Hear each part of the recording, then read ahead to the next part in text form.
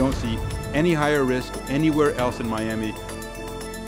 A Miami neighborhood is ground zero for Zika. The CDC zeroes in on Wynwood as the center of a Zika outbreak.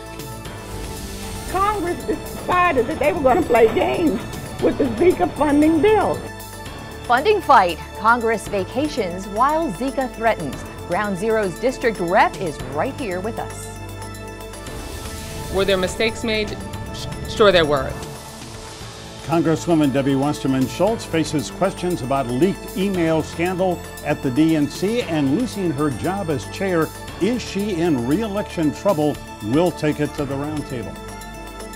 Good morning and welcome aboard this morning. This week, the focus of the national Zika fight landed squarely in South Florida. And despite all of health officials and politicians' visits and assurances, there are still so many questions. Are there not? At last count, 16 people in South Florida tested positive for the virus, and they all got it here, attributed to local mosquito bites.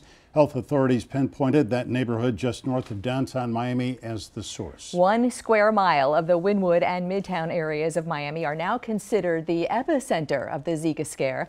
Some of the city's hottest and hippest neighborhoods, as well as densely residential. The CDC issued an unprecedented travel warning to pregnant women for whom Zika poses a threat of fetal brain damage. Politicians have promised a bipartisan push to expedite federal funding to fight Zika, but there is still plenty of partisan finger-pointing going on. The president had asked for $1.9 billion. Congress allocated nada, zip, zero, nothing as it recessed last month and won't return until early September. Well, let's talk about it with our guest this morning. Congresswoman Frederica Wilson represents the 24th Congressional District. In other words, the very area most affected by Zika. She is a Democrat. Dr. Eileen Marty is a professor of infectious diseases in the Department of Medicine at FIU and has served in the U.S. Navy for 25 years, specializing in tropical medicine and infectious diseases. Bill Talbert is president of the Greater Miami Convention and Visitors Bureau. He leads the effort to bring millions of visitors to the Miami area every year, but fewer may be coming now with these travel warnings about Zika. Welcome, everybody. Welcome. Thanks so Good much morning. for being here. Thank you. So glad to have you come in. Dr. Marty, if we could, let's begin with you. You have seen what health authorities at the state, federal level have done over the last week. Is it enough? It is all that can be done at this time. I think particularly the Florida Department of Health has done a heroic effort to get out there and try and delineate what exactly is going on, really going everywhere they can. Plus, the mosquito control group has also diligently done everything it can with the situation as it stands. Can I ask just an overarching question? There were, according to Governor Scott on Thursday, there were 20,000 mosquitoes in that one area tested, not one found with the Zika virus. Are we sure about this? Are we pinpointing that 1 square mile area with any conviction, or is it a theory? This is the way that we figure these things out. One way is to identify a mosquito. Another way is to do exactly what the Department of Health has been doing, which is door knocking. If you look at studies that have been done in the past of people that have, of areas that we know are transmitting a flavivirus such as Zika, and we know there are mosquitoes, it's extremely hard to find even one positive mosquito. So 20,000 mosquitoes sounds like a lot, isn't. So that's not the answer. The answer is what the Florida Department of Health has done, identifying individuals, including 6 that had no symptoms whatsoever, who had not traveled and had no one intimate with them who had traveled. That's the way we statistically identify it. Congresswoman, we're so glad you're with us this morning. Thank you. This Zika outbreak has been the epicenter of your congressional district. Are you satisfied with what state, federal, local authorities have done? Not quite. I'm alarmed. I'm alarmed because all of a sudden we're at the epicenter of the Zika virus. And so I feel very responsible for educating and bringing to bear my other colleagues so that when we go back to Washington, we can demand the $1.9 billion with the B dollars that the president asked for. Congresswoman, why did Congress recess without approving a Zika funding bill? I think it has a lot to do with political gamesmanship. And I think when we asked for the money, the Senate was able to come together in a bipartisan manner and come up with something reasonable, $1.1 billion. But the House began to add riders to the bill, defunding Planned Parenthood.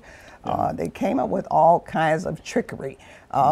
If Poison you pass pills. we call them poison pills. If you pass the bill, then in a veteran cemetery, no Confederate flags, this sort of thing. So the Democrats backed away.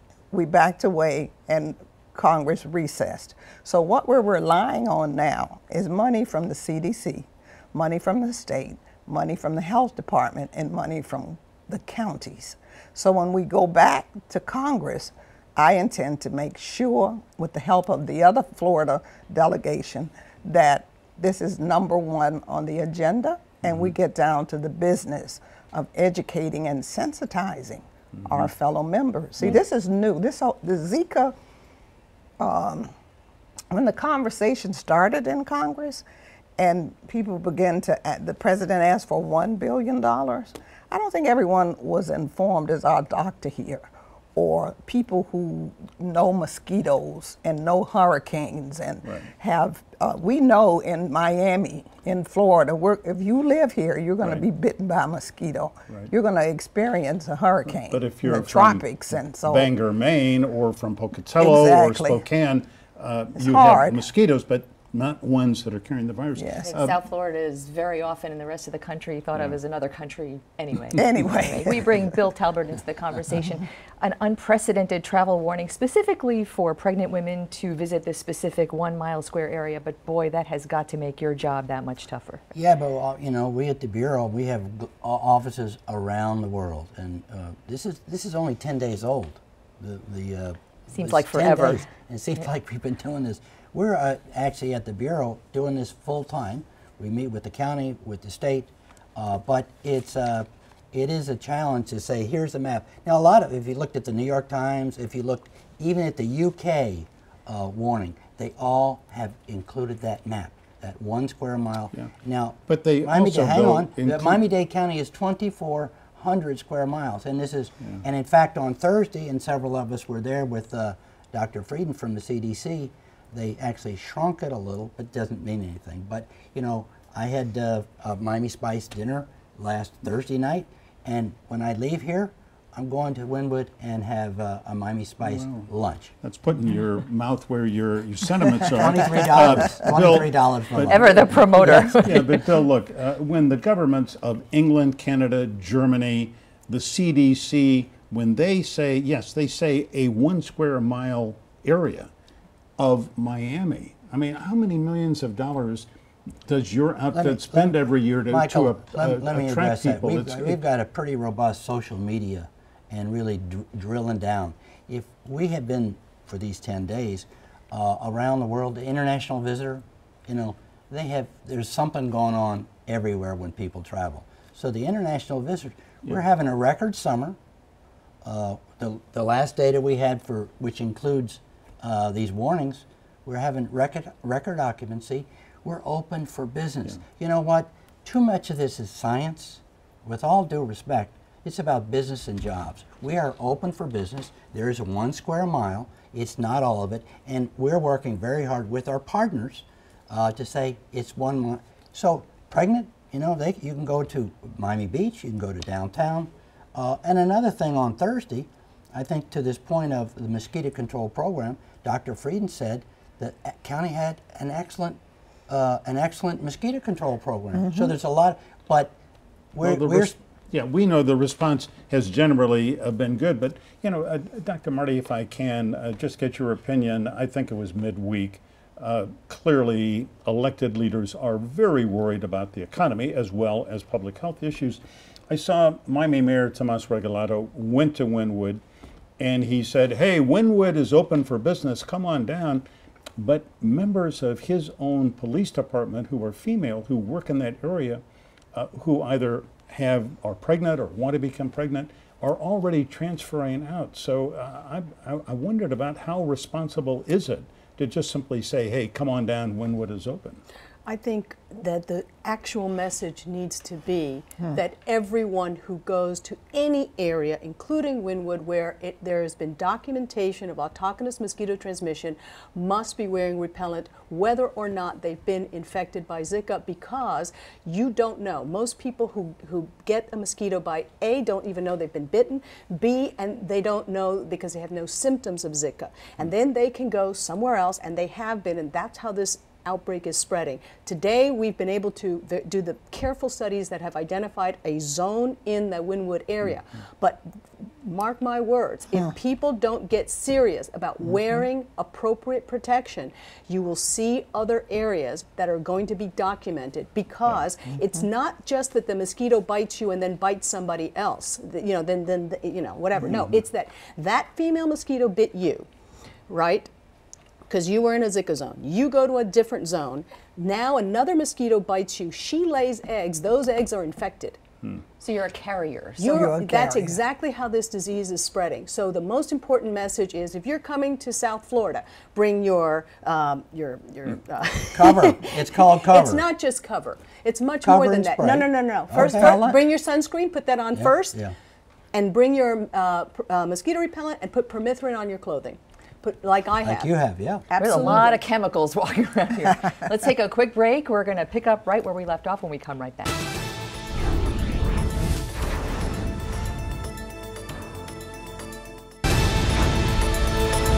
Welcome back live in our studio this morning. Our guest, we are talking about Zika and what is being done about it. Something that's being done about it, Dr. Marty, is prevention, and you have under your hand there a wipe that you use. We're not trying to sell this brand, but what is this wipe? Well, this is a wipe that contains one of the 4 EPA-approved ingredients that are effective against not only mosquitoes, but certainly all of the main mosquitoes that transmit human infections. This particular wipe has picaridin, sometimes called icaridin. I like it very much because... Yeah, hold this up. We're not trying to sell Cutter products, but here is the name of it. It's just a little wipe that you use on your face, on your neck. Exactly. How do you apply it? Michael, Right. the county and the health department, Have maybe wipes. not that particular one. I think they bought 100,000 of similar wipes. 500,000. 500,000? They're handing out I've been away. 500,000, right? And But they're in I think stores and the wipes businesses and- apparently are better than the spray, right? Is that? Because people use them better. Okay. That's really, and then you're targeting exactly what you need to be But targeting. the wipes and are, and you the can wipes must have are in the deed. marketplace. Congresswoman, when you were in Overtown and Yes. also in Wynwood, do residents whom you met, did you say, are you using wipes? Are you using spray? The residents and the business owners that I met had absolutely no idea what we were talking about when we said Zika. So the county had given us little dispensers where you can get the wipes, and we put those on the counters of the businesses and the restaurants, and we gave them to people, even the homeless people in Overtown, to make sure that they understood. And we were especially looking for pregnant women and young women who might get pregnant. And when we went into the bank, we did see a young woman and explained to her, and my office made a flyer that we produced, and we passed those flyers out. And also there's a concern that I have for the district. All of the public hospitals are now, the nurses and doctors in the public hospitals in Haiti are on strike. And so a lot of people are going untreated for whatever condition they might have if they're poor and they cannot afford it. And we know that that's a very transient community, back and forth, people going to Haiti, coming back. So we will be doing robocalls into Haiti and the radio stations in Little Haiti. And on Wednesday, we will be in Little Haiti with our Democratic Whip, Mr. Hoya, And going in door fact, to door. the first baby born with Zika-related microcephaly in Miami-Dade County is a woman who is a Haitian woman who gave birth here. Because of privacy concerns, I don't think we're clear whether she was here for the purpose of delivering a baby because of the complications. It's We don't know a real issue. Yeah, can It's I just an ask issue. you, Can Congresswoman? we put in a cover for drain and cover. We haven't talked about that at all. Sure. Yes. We've got the Can we go there in a science. minute? Because I just Yes, have a ma'am. money question. Yeah. And it has But to I think do that's with important for drain your and- audience. Absolutely. Drain and cover. Drain and cover and the messaging of it costs money. Always, it all comes back to money. So the CDC, Dr. Frieden said this week that the CDC allocated Florida $35 million. 300,000 of it trickled down to Miami-Dade. Is that appropriate? That does not seem like enough for all of these things to pay for messaging and mosquito repellent and etc. Well, they have a formula in the way they dispense the money, so no one knew that this was going to happen. However, there are other pots of money that's being used to fight this epicenter, this little epidemic. They have grants in the city, grants in the county that we get ordinarily for mosquitoes, so they're using that. Those grants sometimes are not used. And so what we're saying is thank you. Thank you to the state, thank you to the county for lifting the federal government up. So now it's time for the federal government to begin doing its job when we go back. The And state of that's gonna be Florida, ours the then. governor, They've been done a lot. the governor said to me and other reporters the other day, the state is spending $26 million. Thankfully, the economy is pretty good, and they have that in a reserve fund. Exactly.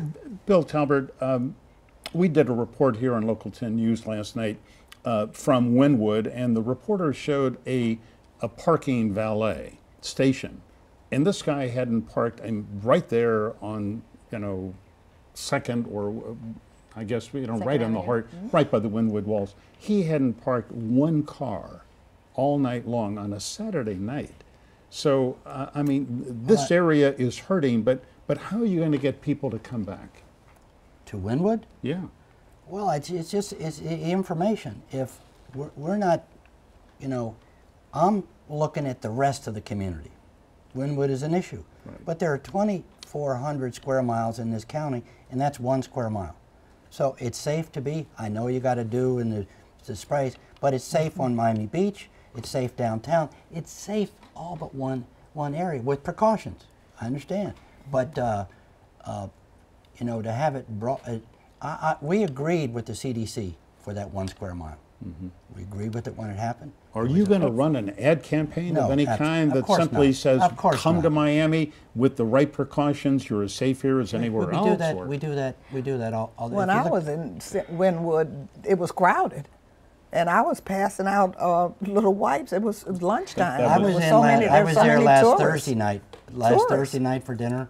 Now, last night, I think the Olympics were on. I know what I was doing last night. And it was raining. Yeah. It was and also it was bad raining. weather. So, That could have. Jump in, Dr. Martin. I just want to say that I've many times been in really intensive mosquito zones in Miami, but never got a single bite. Why?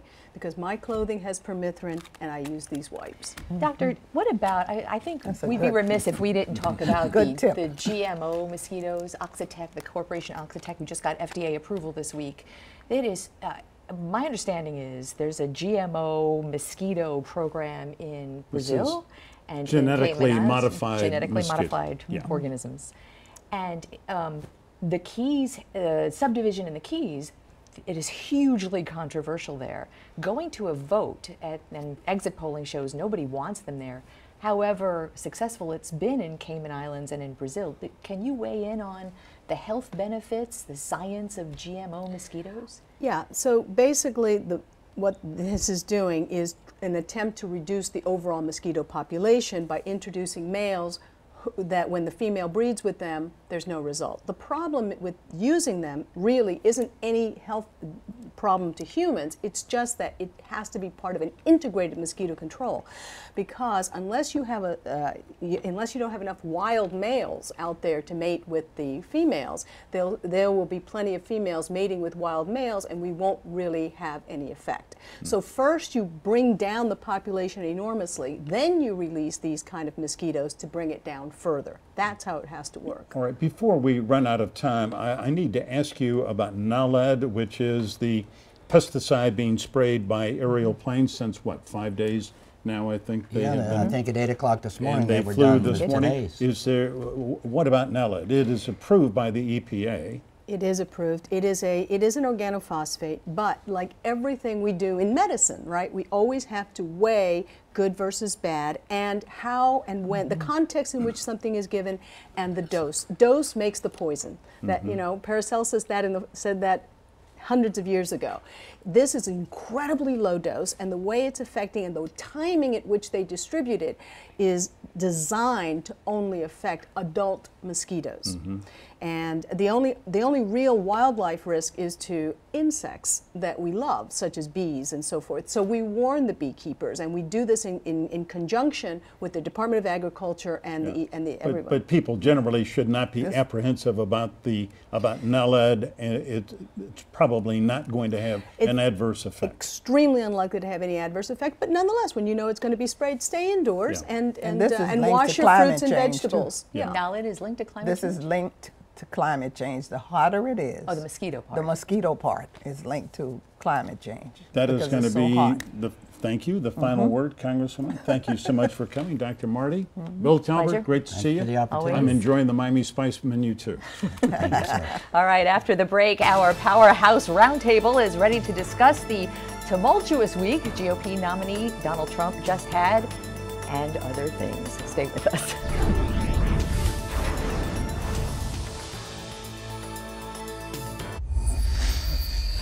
Time now for a closer analytical look at the week's top news stories with our Powerhouse Roundtable. Boy, we've got a great one for you today. We do. Rosemary O'Hara is the editorial page editor of the Sun-Sentinel and a regular here on the Roundtable.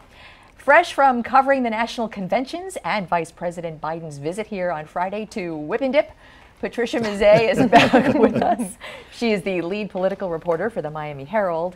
And Roundtable regular Marlon Hill is an attorney with the Hamilton, Miller & Berthasell law firm, also hosts a radio talk program on community issues. Welcome, everybody. Thank you. Great to have you Still here. stuck on And Whip and we Dip. will presently get to your editorial today, the Sun-Sentinel editorial endorsement of Debbie Wasserman Schultz. Want to hear about that. But first, let's talk about the politics of Zika. Marlon, we heard many politicians, congressmen, the governor, in public saying we're speaking with one voice, but you didn't speak to them privately this week about Zika funding, and the Democrats are blaming the Republicans blaming the Democrats. I mean, they're not quite as together as they appear to be. Well, first of all, let's give Governor Scott a little bit of credit for at least trying to advocate for some action to be done. He's really been on top of this issue. But we live hundreds of miles from Cuba, a few hundreds of miles from the Bahamas and from Jamaica, right? We're in a tropical zone, right? This is not something that we should be really playing around with, right? And our citizens need to be mindful of this. This is a tropical virus that we have to take personal precautions, community precautions, and also as well forcing and really telling our government we need this money for not only mosquito control, but also for care, especially for women who are really the future of the community. And you have 55 women who are pregnant now who have been exposed to Zika. And Rosemary, I mean, this is really a grave situation because of microcephaly, other neurological disorders that result from this. Yeah, can you imagine what it's like to be pregnant and to find out that you test positive? And before the show started, I spoke with the scientist. What are the odds that that woman is going to give birth to a baby who has microcephaly? She said about 30%. Wow. So then what do you do? Whoa. You know, I am so glad you said that, because actually I had lunch at Zach the Baker's the other day when we were there reporting that, smack in the middle of that zone. He's got a wife who's pregnant, and that was exactly the question he wanted to know, other than how his business is suffering and the only people there were his salaried employees because the other people, you know, for the day had nothing to do. But that was such an interesting question that I don't think we've heard yet. And it was the first I'd heard it too. And that is an so, astronomical number. Part of our conversation has been the politics of this issue and the failure of Congress to fund it. Issues at the state level, you know, Governor Scott has been a leader, but at the same time he did cut funding 40% for mosquito control research. But on the ground, it's real people, real women and young men who are, and businesses, but mostly the people who are infected. Wow, this is scary. it actually reached the election convention level. Donald Trump called out for not even mentioning Zika. Right. And so it's become... He said the governor probably had the Zika under control, which at this point is too early. I mean, the governor is certainly not someone who can single-handedly get a virus under control. Like the scientist was explaining earlier, people are going to be carriers. It's going to spread. We knew this was going to happen.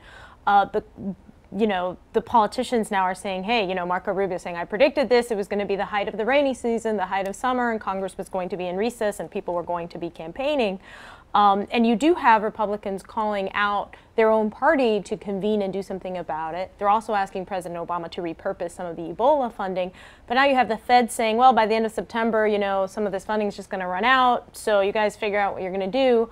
And today we saw the first political ad about this. It's a web ad. It's by the challenger to Congresswoman Ileana Ros-Lehtinen, who is one of the people who has asked for an emergency session of Congress. And the ad is calling her out for being in recess while this is happening. So this might not be a widespread national issue, and maybe until it reaches those other states, like Senator Bill Nelson said, they won't be caring about it. But right now in Miami, we're in election season, and Zika is in town, and that's one of those things that can change, you know, the perception of candidates. And this is the reason why we're about to turn Zika into a verb. Voters are really serious about Zika in Congress. This is the reason why, one of these, a great example is why is Congress not doing something? Now they're on summer break, right? We have a public health issue here locally, right? And just because it's not impacting your state, this is one reason why the voters are so upset. So I will just throw out there that every single member of Congress from South Florida has advocated going back. There is no political issue there for them. They have all advocated and said they are ready to go back and do this. And so here we are reacting after the fact. I mean, we need the money to do research. We need the money for vaccines. We need the money for prevention. We need the money for care. And so let us do something now. But wouldn't it be great if we had lawmakers who were proactive rather than having to allowing crises to erupt? Exactly. You know, Patty, speaking of how this figures into political equation, ironically, suddenly, dealing with Zika in the Miami-Dade mayor's race is a huge issue, because if people perceive Carlos Jimenez, the incumbent, as not handling this well, I think that his standing will suffer.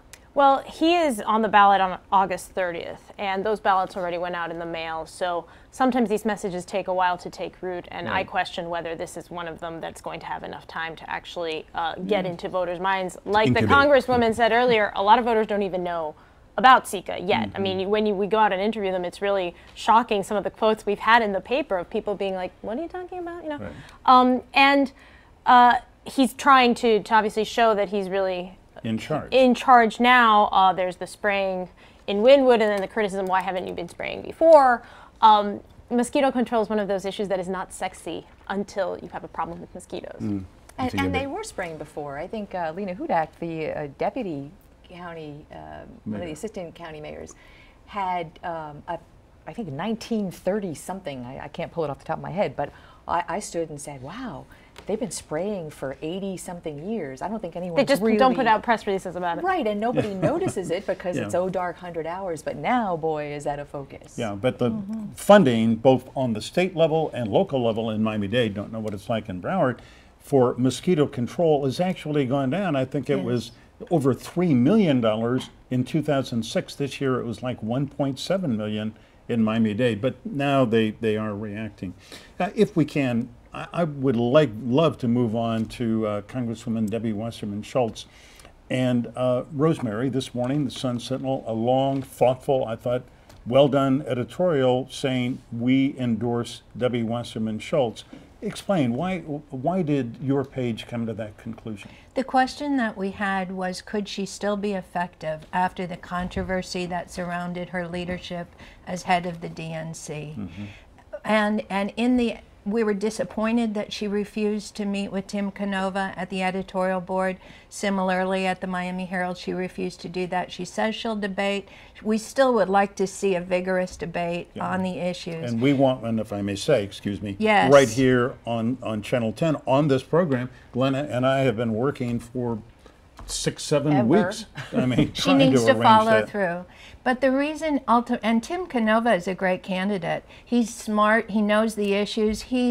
If it were an open seat, boy, he would be easy to rally behind. But in the end, you know, she's smart. She's a tough fighter. She knows the issues better than anybody. And if she's real, she's got relationships with people who matter. She's got seniority, too. And she's on the Appropriations Committee. She has brought home the bacon. She has been a leader on big issues. And really, here's a big thing. If Hillary Clinton wins the White House, our Congresswoman is really good friends with Hillary Clinton. And so can she be effective? If your good friend is in the Oval Office, I think past relationships will be healed. You know, and I want you to weigh in on this, what I thought was a great takeaway from the editorial. Elected leaders should not become leaders of political parties. I think that was such a great takeaway. And Which that she would sort of disagrees take with, by the way. Congresswoman Wasserman Schultz Oh, that's disagrees with interesting. that. The Miami Herald editorial board asked her that, can a person be a head of a political party and be an elected official? And she said, well, I was able to strike a balance between doing that. It wasn't But that she why spent she a was lot so of time polarized? out of her district. I mean, Yes. that's part of being the DNC or the RNC chair. I mean, if you are a member of Congress and chairing either the Republican Democratic National Committee, I mean, it is a nationwide responsibility. Yeah, And a very polarizing And you're going to make some enemies. And the price she's going to pay for being in that role. I mean, I think people really underestimate the impact of what happened with the DNC that it will to her. She's going to pay a big price for that. Her bigger issue is really one of rebuilding credibility and trust as a political leader, right? Yeah, well, she could do that. If I may say, I think debate is good for the small d democratic process. And Congresswoman, if you happen to be watching this morning, come on down, sit at this table with Tim Canova. We want to get a debate going. Well, while we're re-racking that for a promo later, let's take a quick break and we'll see you in 2 minutes.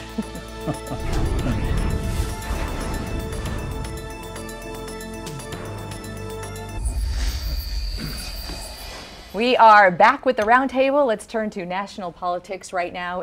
Aside from the end of Donald Trump's no good, very bad week, Hillary Clinton had a little hiccup because, again, the email issue comes to pass, and her short-circuited answer raised something like this. Take a look.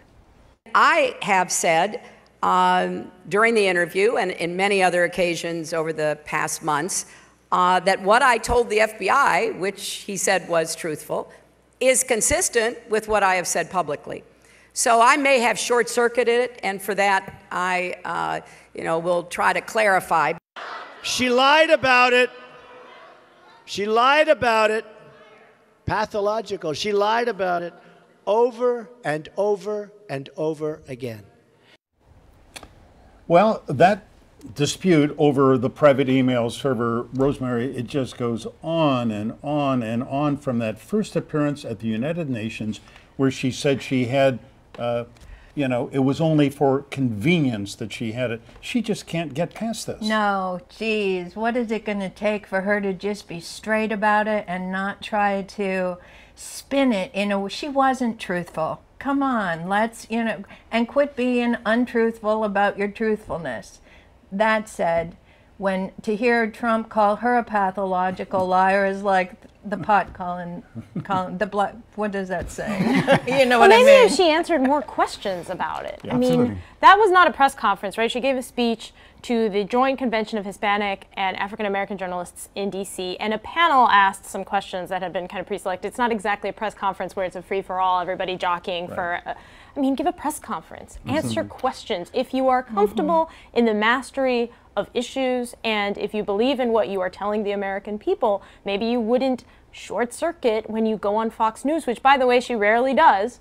And it wouldn't be this thing like, oh, she's giving an interview, she's answering a question. It's a big challenge. It's a big challenge that she has, right? Because Donald Trump, you get too much information, right? Like tsunami of tweets, right? And he says all of these off-the-cuff stuffs. But Hillary, she's guarded, right? And she needs to get, her staff needs to let her loose because she has a trouble with transparency and trustworthiness. This is her issue. Do you know what that reminded me of? What the definition of is. It just kind of brought that whole thing back. Right, why not just say something? But Patty, did that take the focus off the Trump week that started with the Khan family and seeming to diss a captain in the Army, and then A this Gold week... Star I mean, family. it's inexplicable to leave a convention if you're Hillary Clinton and you have to go in to clarify what you said. I mean, it doesn't make any sense. And if you're Trump, you want to seize on that moment. And instead of doing that, his own people kept bringing up the controversy. And now we have a poll showing that like 74% of people, according to ABC News, Washington Post poll,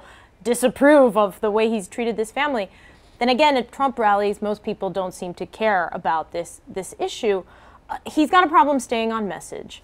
And I don't think his supporters care, but the donors, the big Republicans, people who are starting to kind of really worry about his ability to focus. And that's something you need if you're going to be commander-in-chief. So it should not have been another, I guess, horrible, no good, very bad week. We've been kind of using this over and over for one of the two candidates, I think, for months. It gives us a lot to talk about. But just getting the Republican nominee to focus is just Trump's biggest challenge right now. You won't get it. You won't get it. He's not going to change. He's not going to change. Right? And Hillary's too disciplined. This is her issue. That's well, now the context. controversy is in an ad now by a super PAC that is going to air in Florida. It's not about them. It's a Gold Star mother talking about Trump. And he needs to get beyond the base. I mean, he's got his base. The people at his rallies already love him. The people he needs to get are all of those. Yes. Here, at least, in Florida. Well, I think nationally. So all of that said, is there this year room for a third-party candidate? You know, the Green Party held its convention. We didn't go to that one. You know, people are looking at these two candidates and having really strong opinions. Is this the year for a third-party candidate to just bubble up? I'd say the answer is no. I mean, God bless Gary Johnson and Jill Stein, but no, I don't think. I think that Ross Perot was as clear. Right. All right, let's put, in fact, a poll up. We want you at home to see what's going on with the Trump campaign in Florida. Well, this is the national number. This was Friday from the Suffolk University poll. It was Clinton 48, Trump 42. In fact, a new poll out today has it more like 9 points ahead. But here's the Florida poll on Friday. It is Clinton 43%, Trump 39%, Gary Johnson 3%, 4%, Jill Stein 3%. So, you know, I mean, the fact of the matter is, Patty, Donald Trump cannot win the White House without winning Florida, Ohio, Pennsylvania. And it doesn't look to me at this moment like he's going to win Florida. It doesn't look good for him right now. Having said that, whether it's going to have a down ballot effect, I think is questionable. I think increasingly, I've heard from political consultants saying they think Marco Rubio could get a lot of crossover voters who, you know, intend to vote for Clinton for president but vote for him for Senate and might hold on to that Senate seat. There are other swing states that are also, you know, just hard to explain. I mean, you have Virginia, which is usually a swing state, really swinging in Clinton's direction by large margins. Tim you have Kaine may have something Arizona, to do with that. which is usually Republican, Trump with a 2 percentage point lead, which is very small and not comfortable for a Republican. So I don't think we know yet fully the convention bounce. I mean, they've been holding kind of 8% or so for Clinton, but I think we're going to need a couple more weeks to really see how it plays out. Labor Day to, I think, begin to kind of look more seriously. I think it was striking in that poll that 11% are still undecided. Yeah, there you go. Well, it was 18. That was my question. It was 18%, almost 1 in 5. We are out of time. I want to thank you all for coming in. Great to have you. Thank you. Great roundtable. All right, next, arrests at City Hall. Veterans of Opa-locka city government are now accused of corruption, the result of a wide-ranging investigation. Details next.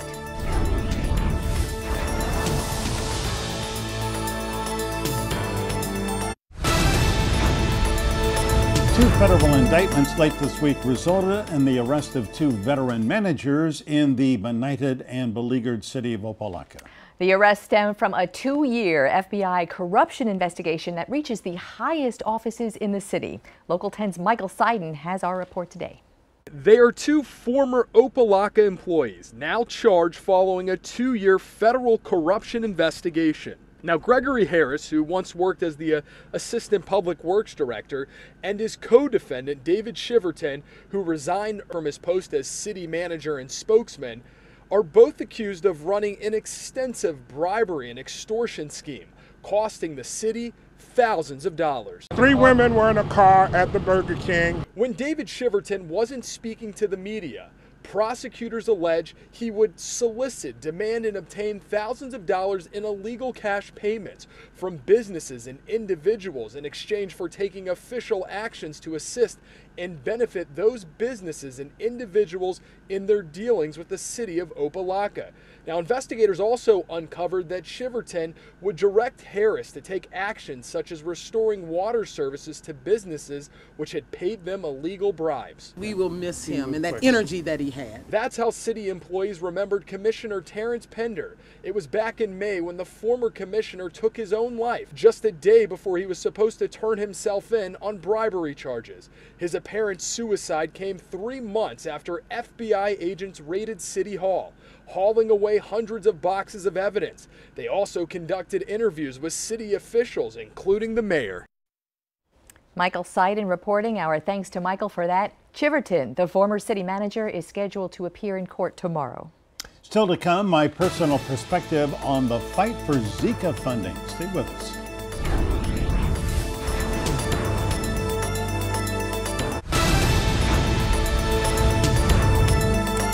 Hey there, South Florida. Good afternoon. It's 86 degrees right now in Fort Lauderdale, 87 in Miami and Key West. So temperatures still struggling to warm up. We do have a deck of high clouds, but hey, sunshine is going through, as you just saw live out of Fort Lauderdale's Tower Cam. A couple of showers popping up on the radar, but those are well west of us over the Everglades. Still dealing with heavy downpours for the west coast of Florida. That disturbance continues to remain in the same spot. Meanwhile, we expect an upper level low to keep us cloudy as we head into the start of the weekend. Now, highs today could still reach 90 degrees, even though it's a slow one for those temperatures. By tomorrow, it's only a high in the upper 80s. Jennifer, thank you. All right, before we leave you this morning, a personal perspective about the Zika outbreak here and government's response. Overall, I think it's been pretty good. Teams of health inspectors fanned out through Wynwood, talking to residents, offering advice. Aerial spraying continued this morning. The county health department is administering Zika tests on women who are pregnant or had sex with a partner who has traveled to an area with Zika. All of that is exactly what we need. Now, what we don't need are politicians sniping at each other over who's to blame for the failure to fund Zika research and prevention. Republicans are blaming Democrats and vice versa. Yes, there are some legitimate gripes. House Republicans added these poison pill provisions to the Zika funding bill Democrats simply could not accept, like defunding Planned Parenthood clinics in Puerto Rico, cutting $500 million from Obamacare. They even tried to lift a ban on flying the Confederate battle flag in federal cemeteries. Basta. What's needed is a clean funding bill without poison pill writers. Just pass a bill for, say, $1.1 billion, the compromise figure, and let's get going on a vaccine. South Florida has received some money from the CDC, but a paltry amount given the fact that we are ground zero for Zika.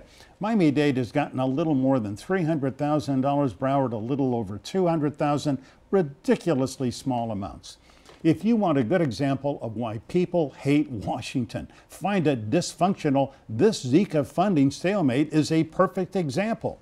Florida congressmen lately have been speaking with one voice over the imperative to pass a Zika funding bill.